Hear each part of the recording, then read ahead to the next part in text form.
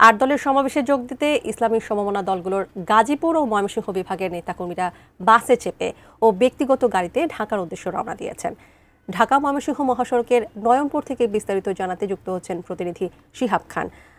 শিহাব খান, আমরা বলছিলাম যে তারা বাসে চেপে এবং বিভিন্ন মাধ্যম কিন্তু তারা দিচ্ছে, সেক্ষেত্রে সাধারণ মানুষের কোনো বিড়ম্বনা হচ্ছে কিনা বা আইন শৃঙ্খলা রক্ষাকারী বাহিনী সেখানে আছেন কিনা একটু জানবো আপনার কাছ থেকে। ঢাকায় আপনি জানেন আপনি ঢাকায় যে ইসলামী সমমনা ৮টি দলের সমাবেশ চলছে, এই সমাবেশ ঘিরে কিন্তু ঢাকা ময়মনসিংহ মহাসড়ক ধরে ইতিমধ্যে বৃহত্তর ময়মনসিংহ অঞ্চলের কয়েকটি জেলার মানুষ এবং গাজীপুর অঞ্চলের যে ওই ইসলামী আটটি সমমনা দলের যে নেতাকর্মী আছেন তারা কিন্তু ইতিমধ্যে ঢাকায় প্রবেশ করেছেন।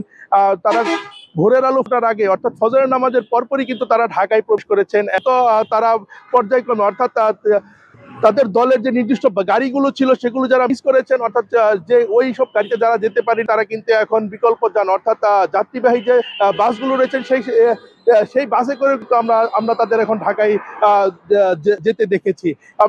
আমরা পাশাপাশি আরো শুধু বাসই নয়, তারা কিন্তু ময়মনসিংহ থেকে কিন্তু ট্রেনে করেও ঢাকায় প্রবেশ করছেন।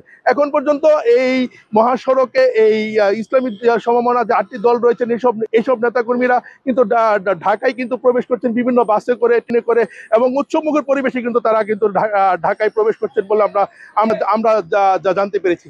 তানিয়া, এই ছিল ঢাকা ময়মনসিংহ মহাসড়ক থেকে সবশেষ। তানিয়া।